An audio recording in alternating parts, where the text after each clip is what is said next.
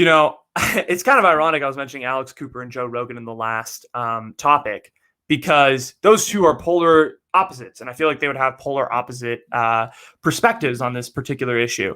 And is our generation an overcorrection? And here's what I mean, right?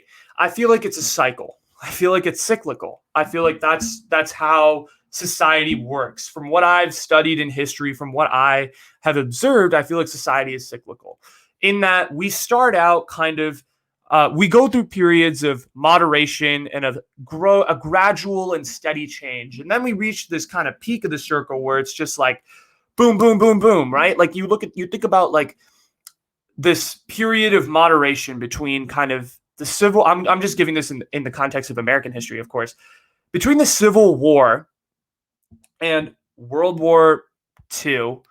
Besides the wars, there wasn't really a lot of like social change, so to speak, right? There were little things like the women, like little spikes, little spikes, but it was mostly a period of moderation.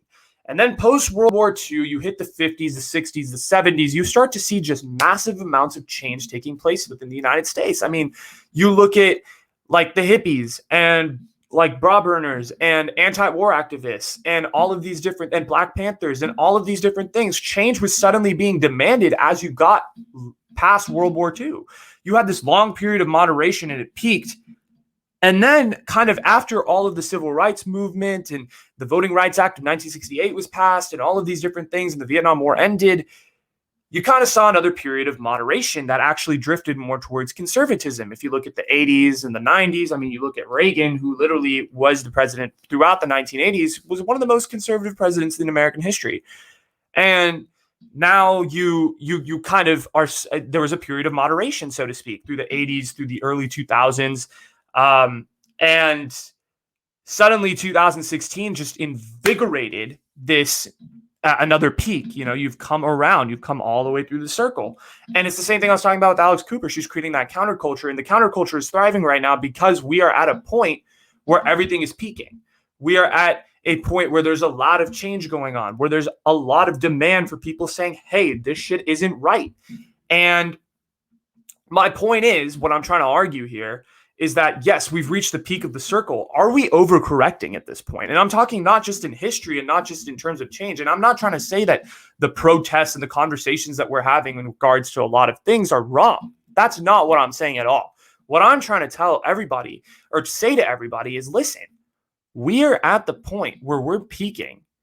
Like, are we getting too politically correct? Are we getting too this or that? And like, are we losing sight of what the actual motivations are? I mean, look at the Me Too movement, right? Like, that was spawned on by older people. I mean, you look at Alyssa Milano. Alyssa Milano was the kind of one of the OGs who started the Me Too movement. Of course, there are other ladies out there, and I don't want to not mention them because they're important to the conversation. But Alyssa Milano was an actress, or is an actress who's in her 40s, I believe, who basically spawned this conversation to talk about sexual harassment within Hollywood. And then that expanded to other industries, so on and so forth. And then cancel culture spawned off Me Too because people started saying, hey, there are people doing other shit that's fucked up, so let's try and get it. And I'm not saying that there aren't people that deserve to be quote unquote canceled. Of course, I don't really like the term because of the stigmatization around it, but I think there are people that deserve to just be like, fuck you. Like, what do you do? Right? Like, you don't deserve to have a platform because you say fucked up shit. I agree with that. But now that we've gotten through kind of all of these obvious people that have been quote unquote canceled, but I mean, has anybody really been canceled? That's a conversation for another day. But we've gotten through all these people. And now I feel like our generation is pulling at little strings. We're pulling at little things. We're like, Eminem was Slim Shady and he said all of these things. Let's try to cancel him. Oh, J. Cole wasn't woke enough in his last song. Let's cancel him. It's like, bro, what the fuck? Like, at this point, we're pulling at strings. We're not looking at, oh shit, what is the motivation? Is this causing great harm to our society? We're looking at little fucking moments in time 15 years ago and judging a person's character based on that.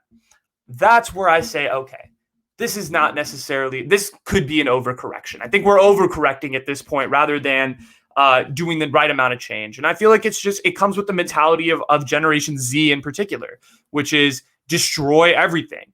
And I feel like that's kind of just our generation. We just like blindly swing with the blindfold and just boom, boom, boom, which works because we're creating waves, right? We're creating change that's absolutely necessary. But at what point do we draw the line and say, okay, we need to like reassess our actions and come back and figure out what we need to do, what the next step is. And that's kind of how I feel about our generation. I think we are